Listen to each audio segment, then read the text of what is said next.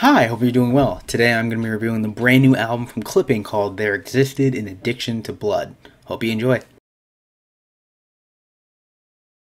The track kicks off with a very ambient instrumental with David rapping through what seems like to be like a speaker of some sort. And at the end of the track, there's like this scream in reverse that spooks the hell out of you. I thought it was pretty cool the way they implement it. The lyrics are very grim and terrifying with a lot of references to blood and ghosts, setting a very dark tone for the album. It doesn't have the signature "it's clipping bitch," but it's still a pretty fantastic opener. The track kicks off with a repeating piano note that is aided with some minimal synths that allows more sound to permeate throughout the track once the second and third choruses kick in, which I really enjoyed. Gives the track more of a cinematic feeling.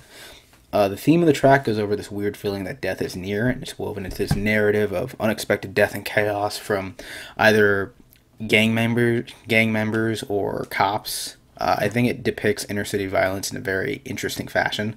I think the performance here is fantastic. I love his monotone verses that contrast with his more livelier, more urgent vocals on his chorus, and I think it kicks off the album in a spectacular fashion.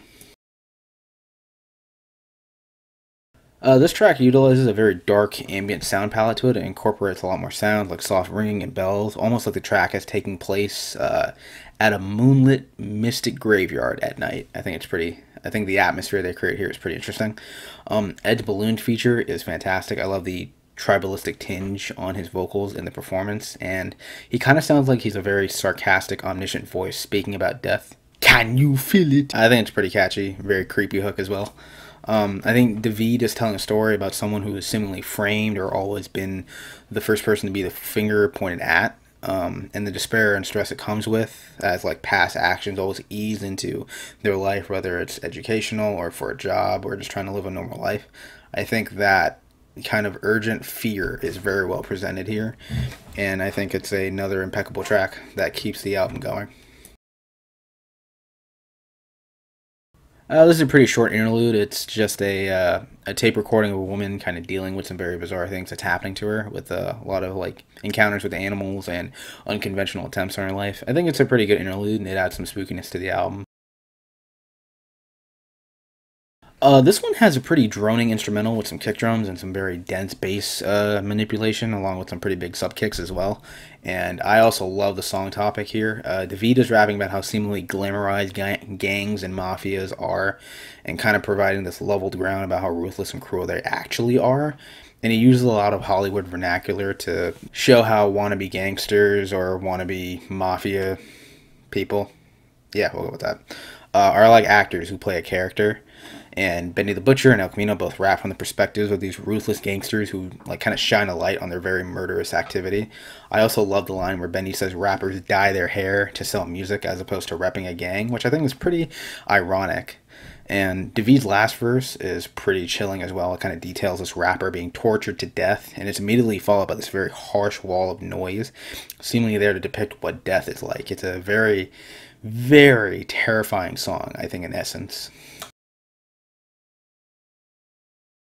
This one has another harsh noise, more droning instrumental with some very subtle screams in the background. David paints this rundown shithole of a city, kind of like he's telling a ghost story, and the big centerpiece of this place is the club, where both splendor and misery occur. And it's almost like a repeating cycle of mass violence the more money is introduced into these activities, or seemingly how things fail to get better. And that over time, there's always a constant that you can't really stop this gangsta shit, as he says in the track. Sonically alone, I love this track, but the dense songwriting adds so much more flavor to it as well. This is another faint instrumental. There's some semblances of flies buzzing around and dogs barking. I think it's pretty solid. I think it leads into the next track very fittingly. This track deserves a motherfucking Oscar. Holy shit. The sound play here is incredibly dynamic. It places in this very dim and grim neighborhood with this feeling of impending doom. DeVito's rapping about a weeded out druggie that kind of stole something from this female kingpin, kind of like a Mama Mabel type figure from Luke Cage, who is played by LeChat. And the narrative details the lengths this guy is going to in order to survive, running for his life, hiding in dumpsters, soaked in waste. LeChat's verse is very ruthless and savage, detailing the very gory things she's going to do to the druggie once she finds him. The hook here is really catchy, and both artists have great chemistry together. But oh my god, I have to talk about the sound. I love the way they use sound in storytelling here, because when you hear the guy running and interacting with things, there's a car that's going left and right that's bumping music. And the way the car's sound travels from the left to the right channel is incredible. And I also love the groove of the track that's playing in the car overtakes the beat halfway through the track, and also plays during LeChat's verse, kind of detailing that she found the druggie. And it kind of plays off of that in such a unique way. I've never heard anything like this, and it's by far my favorite song on the album, without a question. Production-wise, this track utilizes some static breaks over some bass loops, has a very nice bounce to it, and the song topic, I think, is about people being in a room or an online viewing where viewers pay to see people get tortured and killed in the manner they so choose. David graphically depicting these horrific acts and helps paint a dystopian-like practice where this is a daily occurrence. The hook is really bouncy while also telling these viewers not to feel guilty about the vicious acts they paid for. It's a very interesting track in concept, and I think it's done very well as well. This is a sample-based interlude where the main protagonist of the interlude, I think, is Cynthia. She's visiting a doctor who goes on a very verbose diagnosis and hypnotizes the victim, seemingly about to kill them. The track ends in some pretty loud screaming and leads right into the next track, and I think it helps later in the track. I don't think it follows up the next track after this very well, but Story 7, I think, benefits from this interlude far more. This is another pretty creepy track that uses a lot of sounds. There's a deep bass pattern, there's some fluorescent droning, some sound tears, there's very swelling sound around the chorus. There's just a lot going on, I think, to really hone in on that very, very eerie atmosphere. David and Robin Hood are rapping seemingly about this religious entity or institution that I think profits off the sins they advocate against performing. I think that's what I'm getting from the lyrics. So it's treated like this very bizarrely run business with no consistency that kind of fits in with the wild composition the track already has. And then all of a sudden in the second half of the track, Counterfeit Madison suddenly has a spotlight shown on her, and she delivers a very angelic, gospel-y voice over this very ear-piercingly abrasive section of the track that only gets louder and louder. So it's bound to piss off people who don't like that type of noise, but I found it very engaging. Her verse has a very unique sense of purity to it, as opposed to David and Robin's very sadistic, hedonistic verses. Another very sonically and thematically pleasing track for me. Production-wise, this sounds like a futuristic underground rave track with some very dark undertones and what sounds like a more live bass loop and a children's chorus during the hook, I think. And the sample here is very rustic, but it provides the theme of the song more gravitas to it. There existed an addiction to blood. The song topic is about supporting a revolution, citing the extremely violent history of racism in the country back then, mainly due to some radical white supremacy. David cites a lot of references to the Black Panther movement and other black groups that try to justify using their movement as cause to say, hey, racism is not going to fix itself just by talking about it. It's going to take a lot more action, even getting a bit of payback, if you will. And the track also prevents this very revolutionary stance with a dangerous precedent, I think, tying it up to the album's title in a very fitting manner. The hook is great. I love the post hook too. Drink it up, drink it up. Drink it up, drink it up. It's a bop.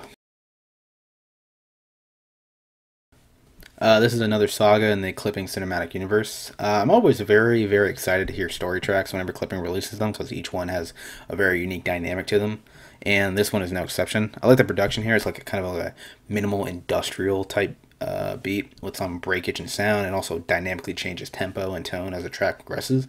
I love that shit. It's like the same concept they had in Story back on their album Clipping, I think back in 2015. I might be wrong on that. And the track follows Cynthia, the succubus who seduces and murders every man she hunts, seemingly. I think she's also referenced in a previous clipping song called Body and Blood. I'm pretty sure it's the same woman. Help me out here.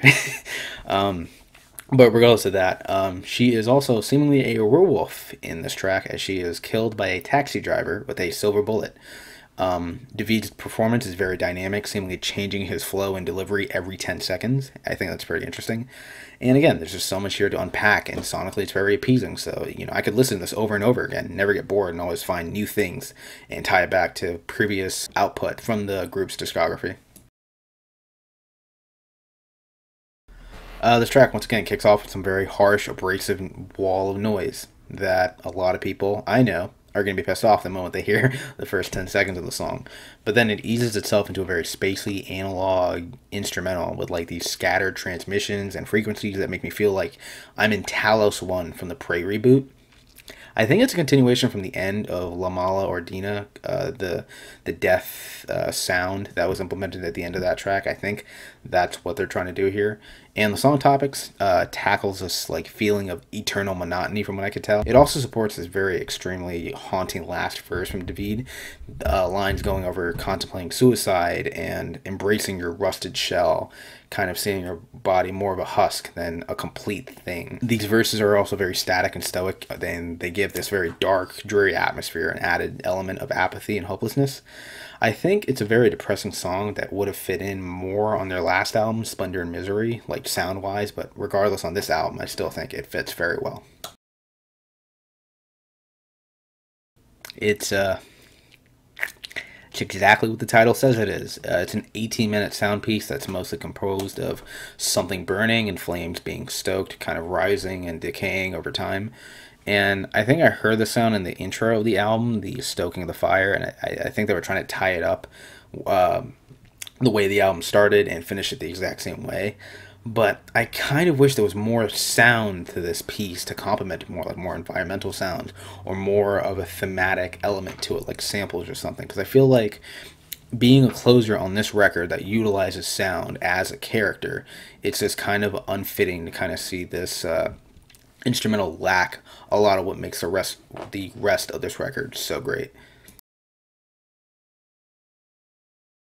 In a very, very mild year for hip-hop for me, I am so glad this exists. This is by far my favorite rap album of the year. I don't think anything will top it. It overtakes Lil Sim's new album and the new Malibu Ken album as they kind of were the placeholders. Oh, I can't forget about Denzel's. That one's a bop too. But regardless, Clipping delivers another very dense album with so much to unpack with each listen. The group commits themselves over and over again to delivering a very haunting, disturbing album with the sound and not trying to overcompensate with just vocals or just verses to tell you, boo, I'm scary. And the production here, again, it's very immaculate. It's very creative because they're using sound as a character to these stories that David tells.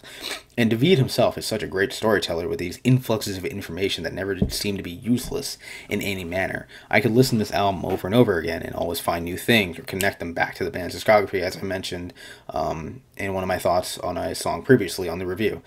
And I cannot wait to hear what these guys put out next. And with that being said, I'm giving this album a 9.5 out of 10.